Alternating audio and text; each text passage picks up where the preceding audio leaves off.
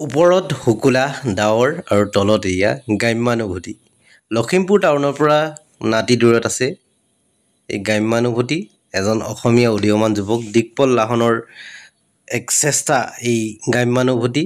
আপোনালোকে অতীতৰ আমাৰ গাঁওবোৰৰ এটা পৰিৱেশ ইয়াত পাব। আৰু এইপিনে ওলমা দলঙো আছে, ধুনীয়াকৈ ৰছী আৰু টায়াৰৰ সহায়ত তেওঁলোকে ওলমা দলং বনাইছে। আৰু শিশুৰ এণ্টাৰটেইনমেণ্টৰ সকলো সুবিধা আছে। ইয়াত আপোনালোকে কেতিয়াবা আহিবও পাৰে। লখিমপুৰ মাউত চুক এড্ৰেছটো মই কৈ দিছোঁ।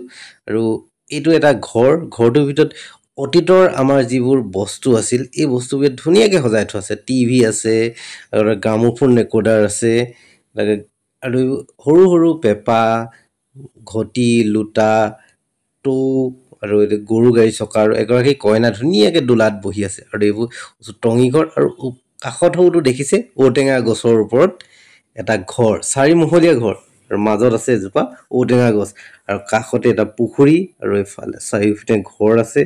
আপোনালোকে দিনটো ইয়াত বহি এনজয় কৰিব পাৰে। আৰু এইটো এটা ৰুম, এই পুখুৰীটোৰ ওপৰত থকা কেঁচা ঘৰটোৰ।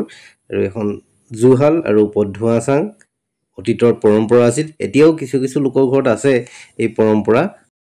গছৰ তলে তলে টেবুল চকী সজাই থোৱা আছে। ইয়াতে এখন ৰেষ্টুৰেণ্ট আছে, আৰু ৰেষ্টুৰেণ্টৰ পৰা আপোনালোকে অৰ্ডাৰ মতে যিকোনো খাদ্য ইয়াত গ্ৰহণ কৰিব পাৰে।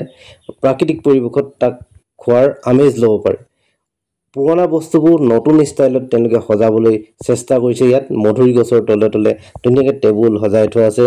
আপোনালোকে ইয়াত আহিব পাৰে আৰু দিনটো এনজয় কৰিব পাৰে। আহক এবাৰ লখিমপুৰলৈ।